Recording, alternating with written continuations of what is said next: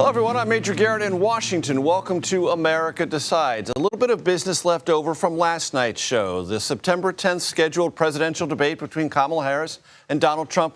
It's on. There is a tedious back and forth going on social media. I invite you to follow it there over whether the mics will be muted or unmuted. Go have fun with that. Now, breaking news. Late today, special counsel Jack Smith filed a superseding indictment in the January 6th election interference case against former President Trump. The indictment importantly includes the same 4 charges, but has removed some of Trump's alleged conduct. The new filing against Trump comes in light of the Supreme Court's recent ruling on what is or isn't immune in terms of presidential actions, official or otherwise. Scott MacFarlane joins me now at the table. Scott, I'm always delighted to see you. What does this superseding indictment not only say, but tell us about Jack Smith's absorption or digestion of the Supreme Court ruling on immunity? Not a surprise at all this happened, but we weren't certain what it was going to look like exactly. We know the superseding indictment, this second attempt to charge Donald Trump with election conspiracy, is 9 pages shorter. A few things are missing.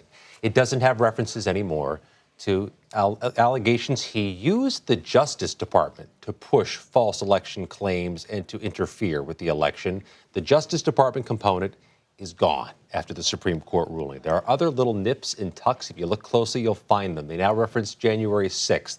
And some of the things Trump said on January 6th, they now refer to it as a campaign event on January 6th. They didn't previously.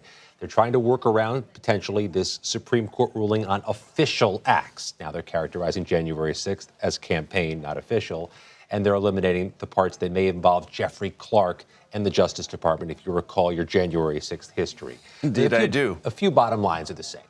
Still facing 4 felony charges. Still charged in the District of Columbia with an attempt to overturn the 2020 election. Still has to face these charges again. So there's going to be an arraignment at some point in the coming days. Our expectation, based on what Jack Smith, the special counsel's filed today, is that they will not insist on Trump attending in person. Sometimes you don't go to your rearraignment if you're being charged in a superseding indictment, certainly not if you're high profile. So this will happen in due course. And this case is back on track in the courtroom of Judge Tanya Chutkan, the initial judge assigned to it. I'm so glad you brought up Judge Tanya Chutkan, because it was said by many after the Supreme Court ruling that Judge Chutkan would have to sift and try to decide for herself, for procedural reasons, what is an official act, what isn't. In what sense does this superseding indictment help to clarify that for the judge? Or is it something that she will regard, but only do her own determination of those underlying decisions about what is or isn't a prosecutable official or non-official act? I think Jack Smith, the special counsel, is trying to make his case right here of what he thinks fits under what the Supreme Court has given him. But it would be stunning not to see the Trump team counterpunch. Right. Either through a filing or through an argument in this case about what they think should be removed or why they think this whole thing should be dismissed. It would be not surprising to see him make a motion to dismiss this whole thing again. He made several motions of that kind in the previous case. There are some deadlines that are worth noting. There's a deadline of Friday for these parties to tell Judge Chutkan what they intend to do next. Both parties. So there's going to be another set of filings, certainly from the defense. Then September 5th, which, oh, by the way, is next Thursday. We're already there. There's a hearing scheduled in this case, a status conference in front of Judge Chutkan for both sides to talk about what's coming up and what's next. That could change if they schedule a new arraignment on this new superseding indictment of the former president. And just as best we can, Scott, give our audience a sense of overall scheduling. This will not be adjudicated in any way materially before the election, and the schedule thereafter the election is in part influenced by the outcome of the election. And there's no prospect of this going to trial before the election. That was evaporating when the Supreme Court issued its ruling. And we noticed Jack Smith taking his time and getting back to the court. In fact, he voluntarily delayed one of the deadlines. Clearly, there's no need to be expedient. There's no need to get this done. There's no way to get this done by November 5th.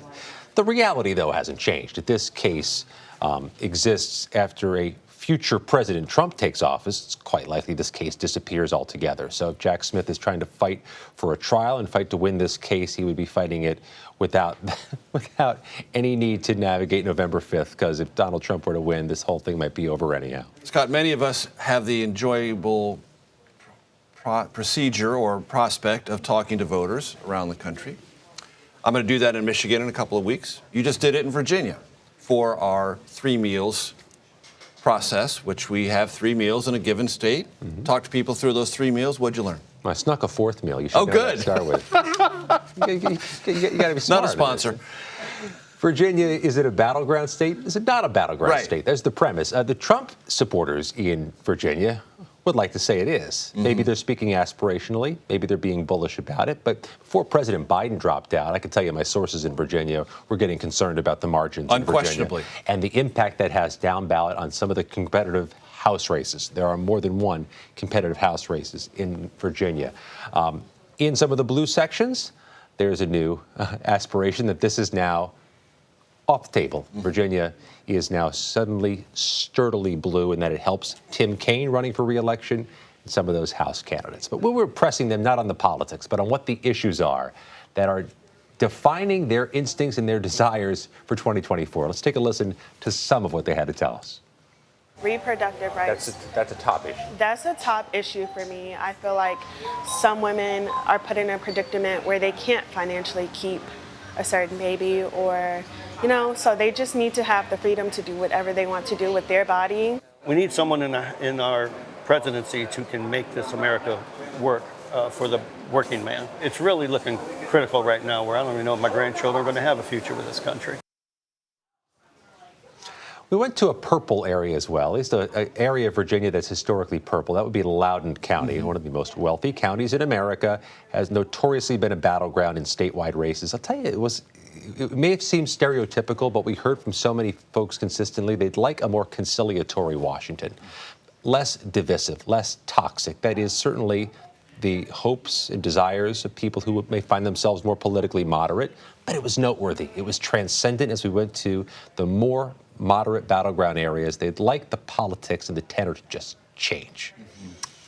They would like it to change. We shall see if this campaign will leave them satisfied or, yet again, dissatisfied. Scott MacFarlane, always a great pleasure. Thanks so much.